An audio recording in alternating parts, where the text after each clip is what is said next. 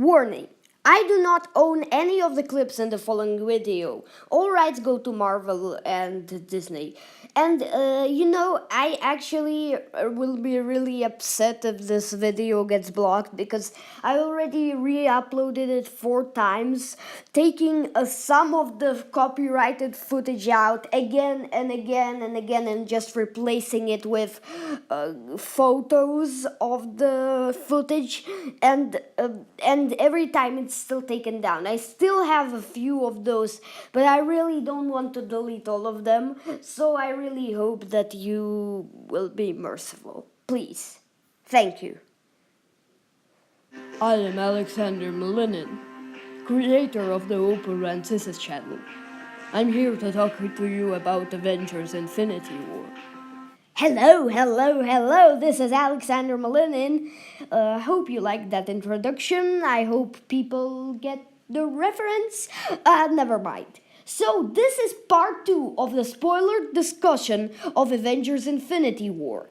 The spoiler-free review is coming, but for now we'll focus on major spoilers for the movie. So, if you haven't seen it already, then I suggest, if you don't want to be spoiled, then you will go away. So, people who are returning at a later date or just don't care about spoilers, like me, let's talk about it.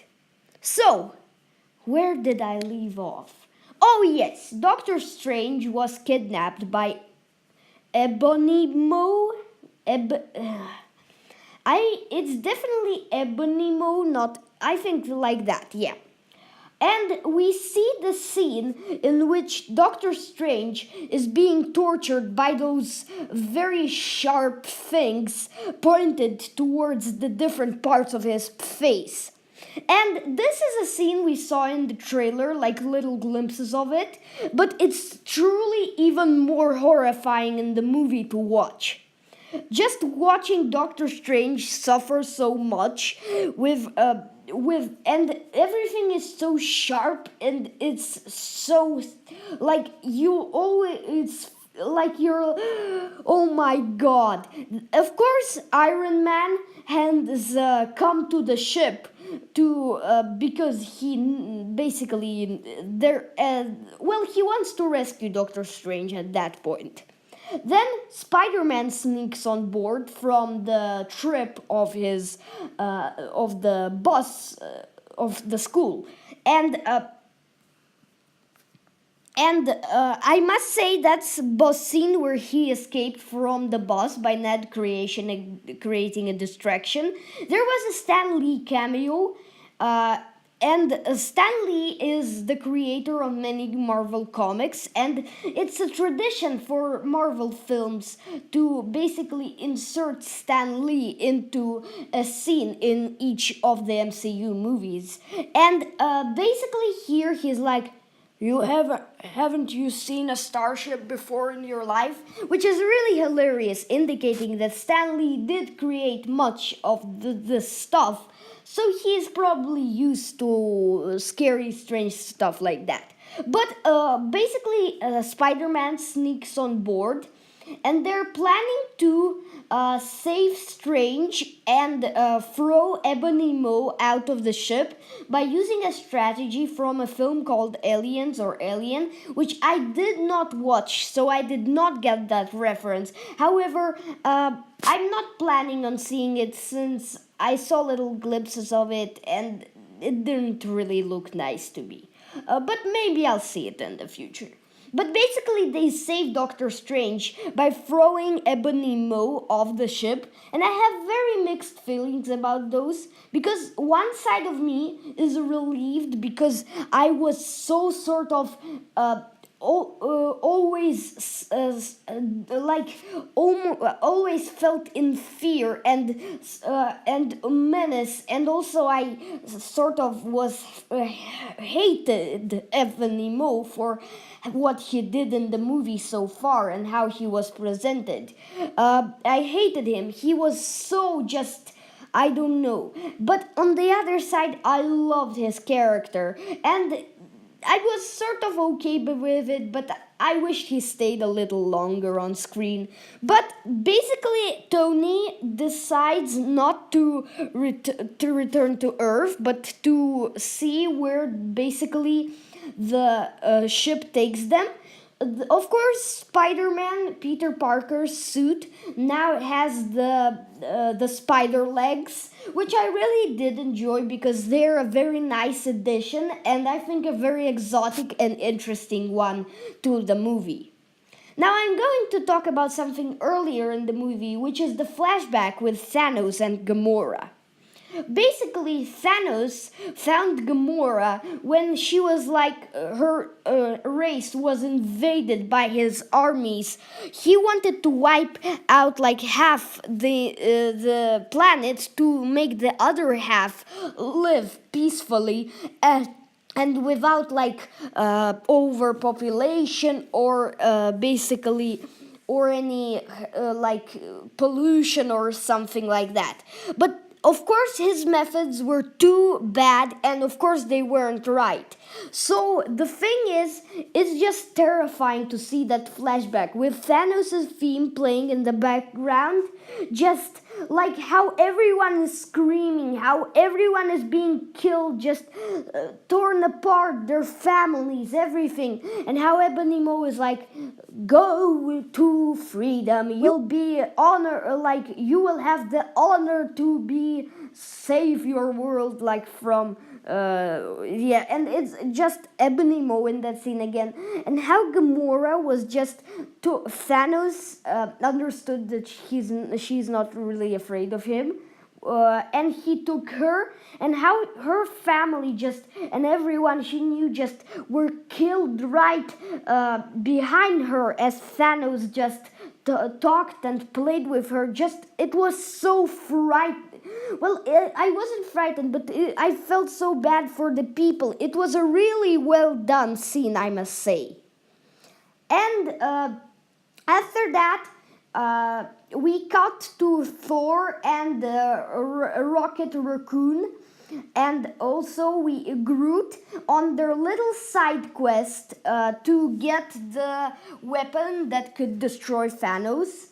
So they arrive on that place, I don't remember the name, and basically Thor gets a new eye, a mechanical eye, and then this scene was truly the one where I felt it shouldn't be here. It was so uninteresting, and I thought it was a full waste of time. Just sort of that's the thing I felt like. I didn't feel Canto Bite was a pointless side quest in The Last Jedi, but I did feel like this one was. It was just so boring just to sit there with the big dwarf and everything, and it was just pointless, I think. The only things it established is that is the backstory of the dwarf and the sort of the how Thor retrieved the weapon. And all that stuff with all that nonsense with activating the weapon and everything, it was so boring to me. I really did not enjoy it. I was like I know many people might be screaming at me like, how did you, but that's my opinion. You see, I absolutely respect your opinion if it's different. And I want to take a moment just to tell you, you don't have to be the same as me, because I really feel uncomfortable when people are like think that I don't respect their opinion. I do. And I would gladly take whatever you say, because everyone has their own opinion. That's just how it works. So if you have the same opinion as me, that's great. If you don't have the same opinion as me, that's great. Everything's great, but let's continue on with the review. Thanos brings Gamora into his throne room, and a very interesting conversation in the movie occurs. We see Thanos discussing his politics and his methods with Gamora. His basic concept and idea of the world, that the world is overpopulated, overpolluted, and the only way to save the world is by destroying half its population for basically for everyone who is left alive to have sort of their good life. And Gamora is like, I always hated this everything, like this throne, this room, everything. And it's a very strange scene because Thanos, despite him being the scary villain, here he seems like just a normal human being, just talking with her calmly, sitting on the stairs, just discussing like a parent, like a normal parent, just like he is supposed to be, but of course he's a mad titan. And that's the very uncomfortable feel of this scene. It just feels like it should be comfortable, but it's not. And I think it's a great way to show Thanos' personality, that behind all this crazy stuff, he is actually sort of a person who believes that he is doing it good for the world, and he just wants to spend time with his daughter, and it's almost like he's playing and talking with his daughter when actually he took her with force, and it's just very strange. It turns out that Gamora knows the location of the Soul Stone, but she won't tell Thanos. She pretends like she doesn't know. So Thanos does a clever move by torturing her sister Nebula, who he previously captured. Now, this movie has lots of torture scenes, and I think this is the most effective one. Doctor Strange was a nice one, but it didn't really make a big I mean, it did, but not as much as Nebula. Hearing Nebula scream as she is ripped apart and everything, and Gamora's reaction, it was just so heartbreaking, so loud, so nerve-wracking, so painful, that I think this is a very well done scene. We know what Gamora is feeling, so she does reveal the location of the Soul Stone, and that's the end of the second part of my spoiler discussion. The third part will come out soon. Until then, see you!